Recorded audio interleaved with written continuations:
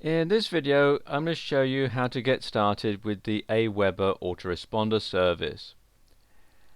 And the first thing to do is to come to the sign up page, the home page, which is aweber.com.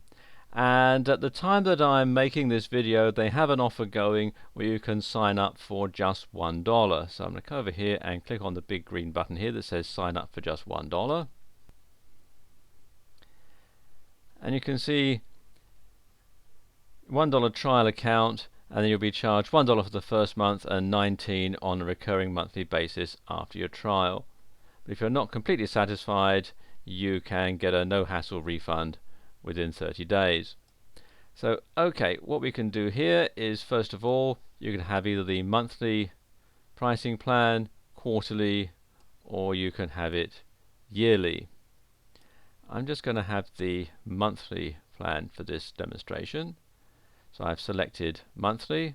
Next thing I need to do is enter details here to create my account. They want a login name, first name, last name, email address, telephone number, and then I'll need to fill in my billing details and then click on I agree, complete my order. So I'll just do that now. And after you've completed the information and clicked on the button, it will take you through to this window, and it'll also send you an email with your password and so on. And once that's done, you can then get started with the autoresponder service. So click on here to say let's get started. It takes you through to this page, and there are some training materials that you can access here. There's some videos and PDFs and so on. And you can do a subscriber search, and you can get the statistics for your lists and so on. I'm using kind of small screen resolution here to get everything in, so there is actually more information off to the left which you can't see on this particular video. Okay, let's create a list. So click on this button here. It takes you through to this page, and you've got the basic information. There's the list name, which is set automatically. You can set your own name, but I'm going to leave it as it is. Then you can give a list description, so let's call this the main list. Then there's the from name, that's the name which will appear as the sender, and then there's the email address. So you should avoid using free addresses like AOL.com and Yahoo.com, and if I was doing this for real, I would have the contact address with my website URL on there, but I'm actually not going to do that. For this demonstration, I'm going to leave it as this Gmail account. Okay, scroll down a bit here. Then you have the notifications, and this is where an email will be sent when someone subscribes to your list. You can enter that in there, or you can use the default one that you set up when you opened your account. I'm going to leave it with the default one for the moment, so click here on Save Settings. Okay, now let's add some messages in. So add a follow-up message.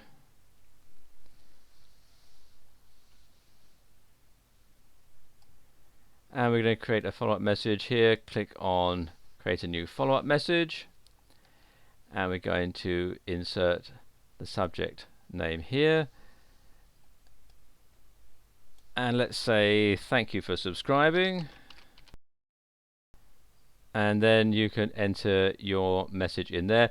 You can either have a template like they have here for an HTML message. You can see we've got it here, or you could just simply send it as a plain basic template, which is just the information. And personally, I prefer to put it this way than anywhere else. You can enter your message in here. Best to write it out in your word processor first. You can either have HTML, and you can also have a plain text message as well. You can also attach a file, and say when you want it to be sent. Normally you would send the first email immediately as soon as someone has signed up. You can also track the clicks, and then you can preview and save your message in there. Let me just copy and paste a message from my word processor, and there we go, that's in there now. One thing you can also do with this is to personalize the message so that it looks like it's being addressed to the subscriber directly instead of just being sent out to everybody. And the way you do it is very simple. First of all, put your salutation and then click on this link here that says personalize, and you can see there's all these different things that you can add in, and it's a bit like if you use mail merge on your word processor. So I'm going to have first name, and now there we go, it says hi first name, thanks for signing up, here's the link to your first video download. And what we can do is highlight that and insert the link by clicking on this icon here. Okay, you put in the link text in here, and then you can copy and paste the URL in there, and then click on insert, and there we go, there's our first link put in. You do the same with this one. Okay, that's done. Let's just preview it. As I come down to the bottom here, I can preview the message, and there we go.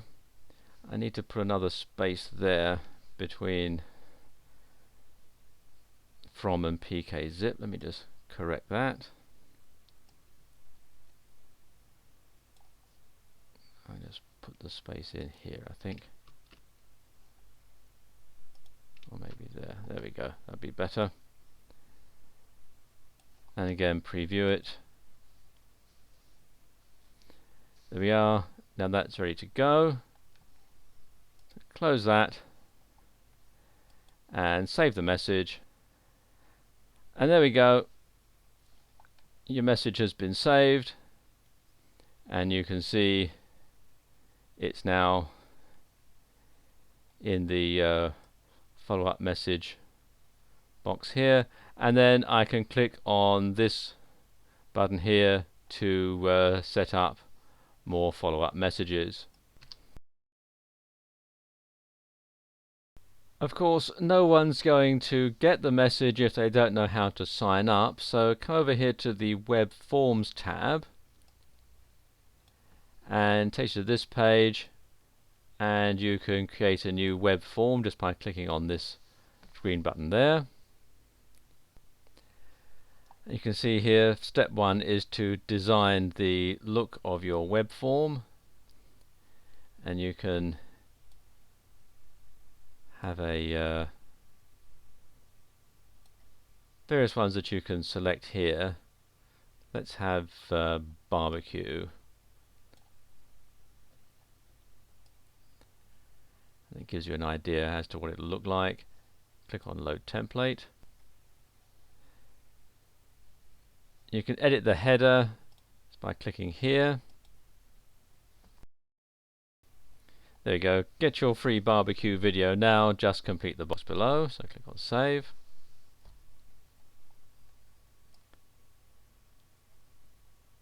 And there we go. And then go to step 2, which is the settings, and you can customize your web form properties, whether you give the form a name, which is my web form. The thank you page, I'm just going to leave it as the basic version, and likewise if someone's already subscribed. So we can go to step 3, which is to publish the form to your website. It says you must save your form before it can be published, so we'll save the web form. So there we go. And then you can say whether you want your web designer or whether you're going to install your web form yourself. I'm going to say I will install my form. and I'm going to have the raw HTML version, which is there.